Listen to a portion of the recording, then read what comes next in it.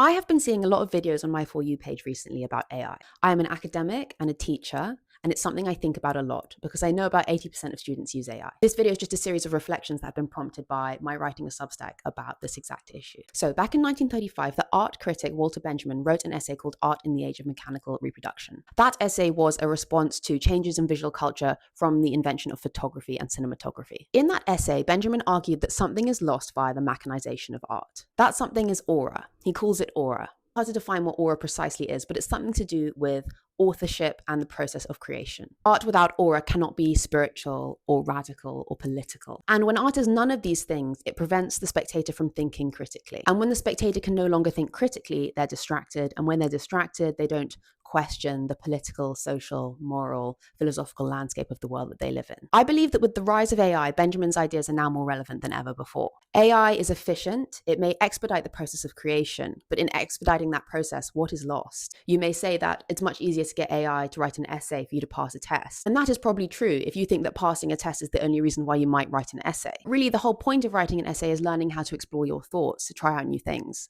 That's what the word essay means. It means to try in French. If we lose the creative process, it raises the question whether or not the result is remotely meaningful. If it's only meaningful insofar as it helps us pass a test or make money, that's not meaning, that's capitalism. Benjamin argues that art, true art, must serve a social function. That function could be spiritual, religious, political, even aesthetic appreciation. And you might argue that AI art can do that if you give it a very good prompt. But the problem lies, I think, in the fact that AI art can only be produced from stuff that already exists. And the more AI art and writing that gets produced, the more of that will be fed back into the machine.